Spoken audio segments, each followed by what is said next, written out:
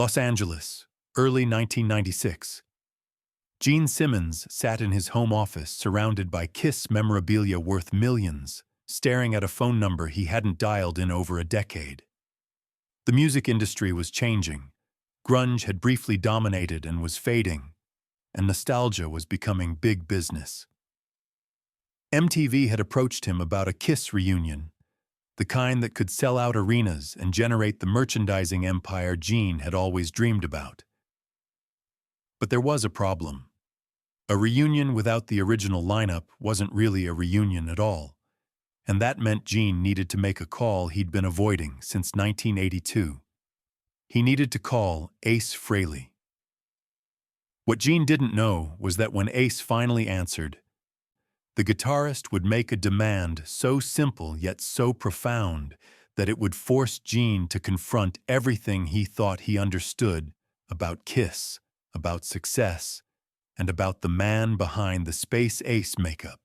If you're fascinated by the real stories behind rock's greatest comebacks and the moments that changed music history forever, hit that subscribe button. What happened in that conversation would reshape Kiss for the next decade. The last time Gene Simmons and Ace Frehley had a meaningful conversation was in late 1982, just before Ace officially left Kiss. The departure had been messy, complicated by Ace's struggles with alcohol, creative differences, and the fundamental tension between Gene's vision of Kiss as a business empire and Ace's need to be recognized as a serious musician. In the years that followed, both men had moved on with varying degrees of success. Gene kept Kiss alive with replacement members, released albums that sold moderately well, and built the merchandising operation into a profitable venture. Ace had formed Frehley's Comet, released solo albums that pleased his dedicated fans, but never achieved the commercial heights of his Kiss years, and slowly worked on getting sober and rebuilding his life. By 1996, the landscape had shifted dramatically. The generation that had grown up with Kiss in the 70s was now in their 30s and 40s, with disposable income and a hunger for the music of their youth. MTV's Unplugged series had successfully reunited numerous classic rock bands, proving there was massive commercial appetite for nostalgia done right. When MTV approached Gene about doing a Kiss Unplugged special, potentially leading to a full reunion tour, Gene's business mind immediately calculated the financial potential. But he also understood something crucial that he would never admit publicly. Kiss without Ace Frehley wasn't the Kiss people wanted to see. The replacement guitarists had been technically proficient, some even excellent musicians, but none of them had that indefinable quality that made Ace special. None of them had the cool detachment, the bluesy soul in their playing, the mystique that made the Space Ace character work. Gene spent weeks preparing for the phone call. He consulted with Paul Stanley, who had his own complicated relationship with Ace, but agreed that a true reunion needed the original four. He spoke with their management about potential deal structures. He even reached out to mutual friends to get a sense of where Ace was mentally and physically. The reports were cautiously optimistic. Ace was sober, or at least trying to stay sober. He was playing regularly, keeping his skills sharp.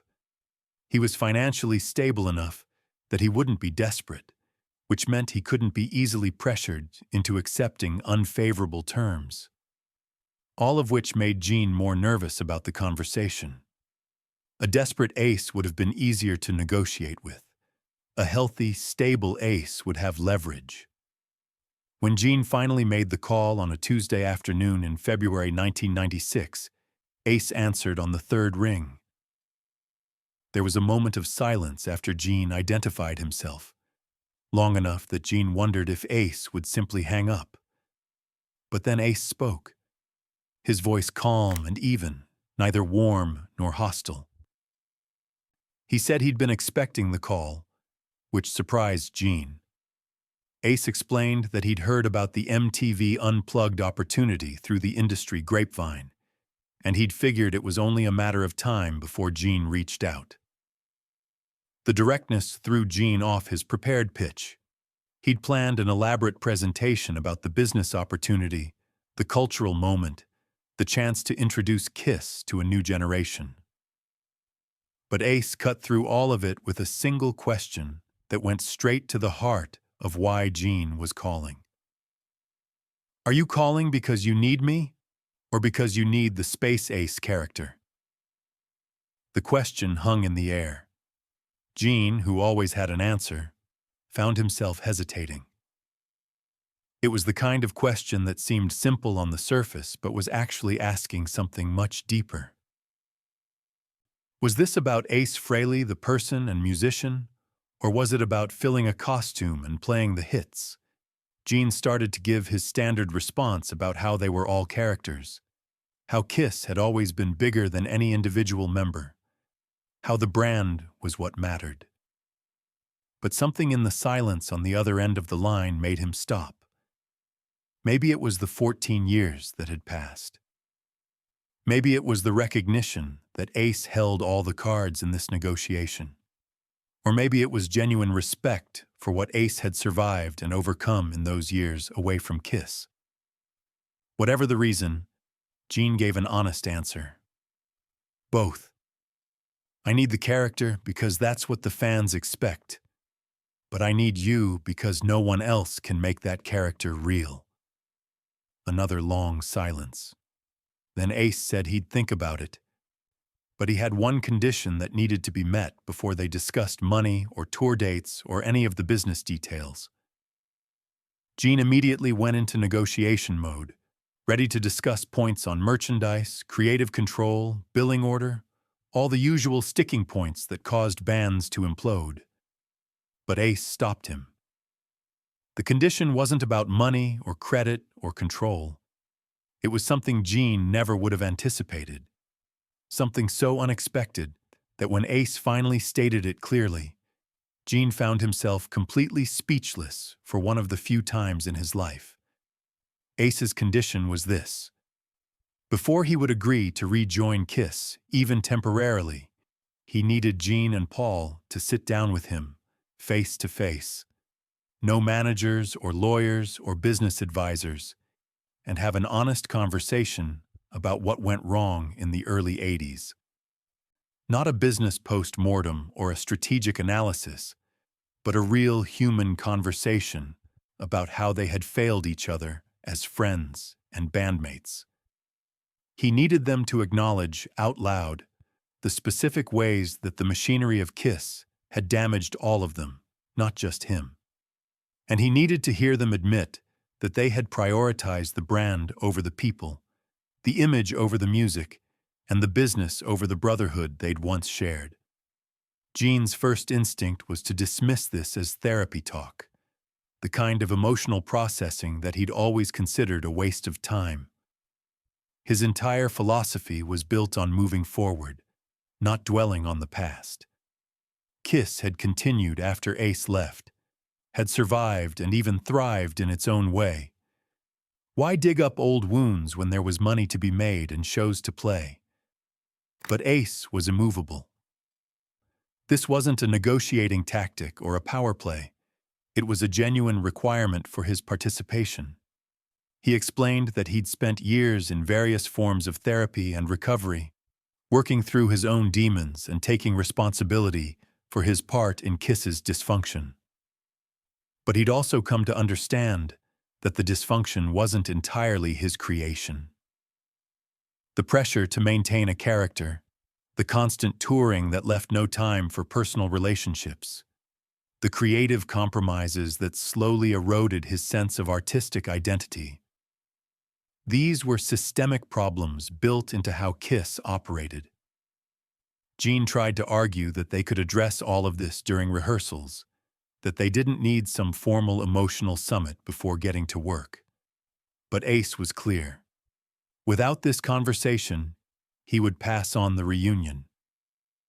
He'd made peace with his Kiss legacy, had accepted that the Space Ace years were behind him.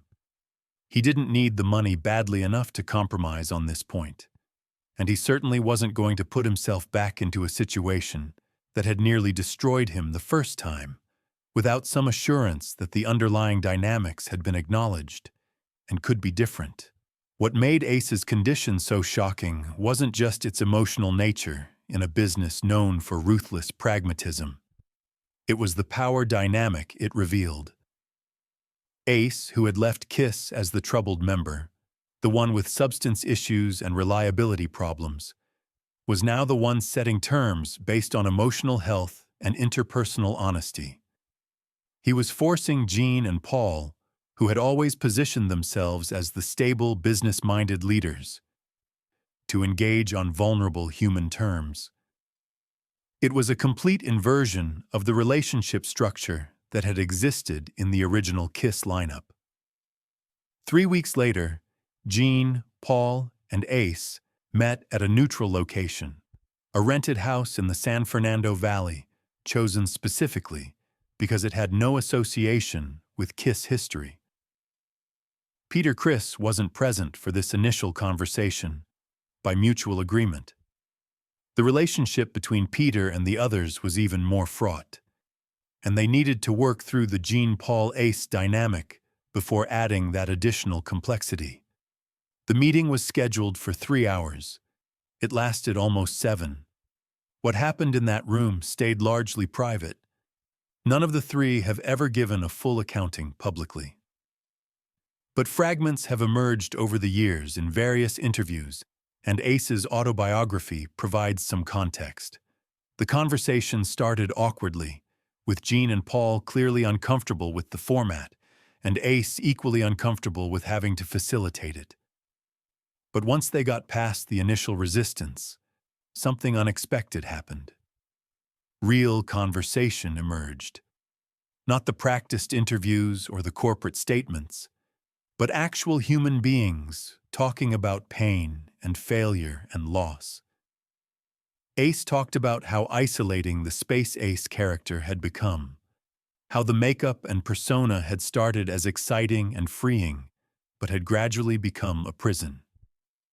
He described the pressure of having to be cool and mysterious all the time, even when he felt anxious or uncertain. He talked about how his drinking had been partly self-medication for the disconnect between his real self and the character he played. And he explained how leaving KISS, as painful as it was, had ultimately saved his life by forcing him to figure out who Paul Frehley was when he wasn't the Space Ace. Gene and Paul, to their credit, didn't just listen defensively. They acknowledged their own roles in creating the dynamics that had made KISS both successful and toxic. Paul talked about his own struggles with identity and authenticity, how his persona as the star child had its own costs. Gene, in perhaps the most surprising development, admitted that his relentless focus on the business side had sometimes come at the expense of the music and the relationships. He acknowledged that he'd treated KISS as a brand to be managed rather than a band of real people, and that this approach had contributed to both their success and their eventual fracturing. The conversation wasn't all gentle processing and emotional breakthroughs. There were arguments, old grievances that surfaced, moments of anger and frustration.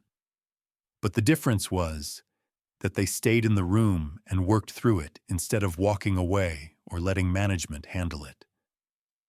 By the end of the 7 hours, they hadn't solved everything or erased 14 years of separation. But they had established something that had been missing in the original KISS, a foundation of honest communication and mutual respect that went beyond the business arrangement. With the emotional groundwork laid, the practical negotiations actually moved surprisingly quickly. Ace agreed to participate in the MTV Unplugged special and a subsequent reunion tour, with some specific conditions that reflected what he'd learned in his years away from KISS. He wanted assurance that there would be scheduled breaks in any touring, not the relentless, months-long marathons of the 70s. He wanted his guitar parts in the recordings to be actually his playing, not replaced or heavily processed by producers who thought they could improve on his style. He wanted the freedom to continue his solo career alongside Kiss commitments, maintaining an identity outside the band. And perhaps most importantly, he wanted regular check-ins with Gene and Paul, not just about business, but about how they were all doing as people. Gene agreed to all of it, which in itself was remarkable. The Gene Simmons of 1982 would have balked at half these conditions, would have insisted on total commitment and complete control. But the Gene Simmons of 1996 had learned something in the 14 years since Ace left. He'd learned that you could have the tightest contracts and the most efficient organization and still lose everything if the human element collapsed. He'd learned that Kiss without Ace was profitable but incomplete. And he'd learned, though he'd never phrase it quite this way, that some things were more important than maximum efficiency and control. The MTV Unplugged special, taped in August 1996, was a revelation. The original 4 members of Kiss, performing together for the first time in over a decade, in an acoustic format that stripped away much of the bombast and forced the focus onto the musicianship and songwriting. Ace's guitar work was a highlight, his playing loose and soulful in a way it rarely got to be in the full electric Kiss shows. The chemistry between the 4 was palpable, not the manufactured unity of a publicity stunt, but genuine reconnection between people who had history and had worked to heal some of their wounds. The reunion tour that followed was one of the highest-grossing tours of the late 90s. Kiss played to sold-out arenas and stadiums, the makeup and costumes and pyrotechnics all restored to their full glory. But backstage, the dynamics were different than they'd been in the 70s. There were boundaries and communication protocols. There were breaks built into the schedule. There was space for Ace to be Ace. Not just the Space Ace. It wasn't perfect. Old patterns don't disappear completely, and there were still tensions and conflicts. But the foundation of honest conversation that Ace had insisted on as his condition for returning made it possible to address problems before they became crises. Ace's condition for rejoining Kiss, that simple demand for an honest conversation before any business was discussed, ended up being more important than anyone realized at the time.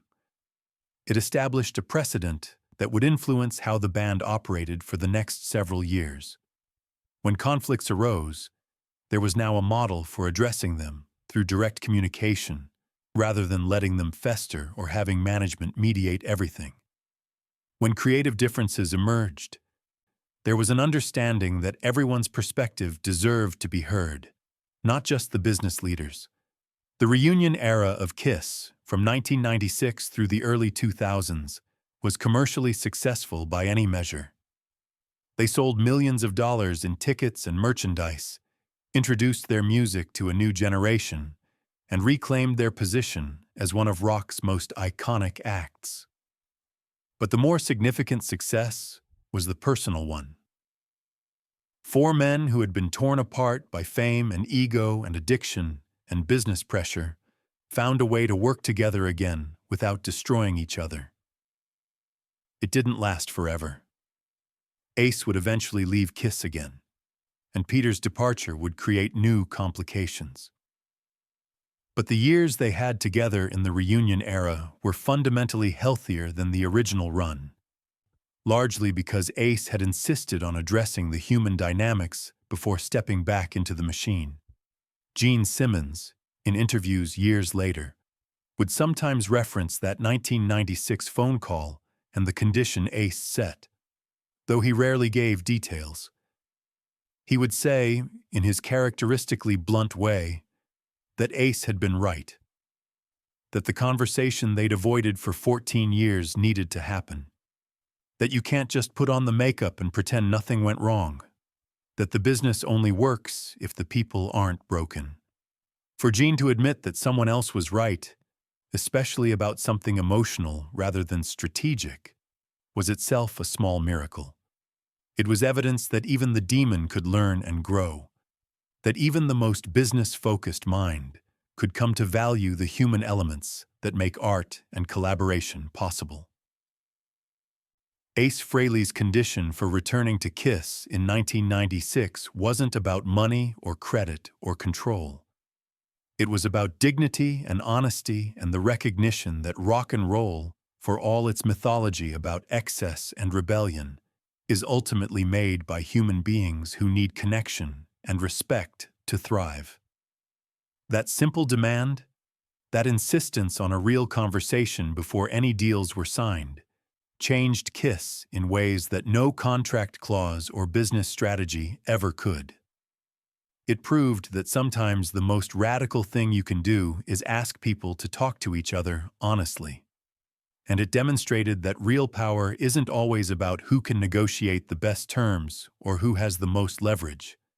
Sometimes real power is knowing what you need to be healthy and having the courage to ask for it, even when it sounds impossibly naive to the cynics. The story of Gene calling Ace in 1996 could have been just another reunion tale, another case of aging rockers getting back together for one more payday.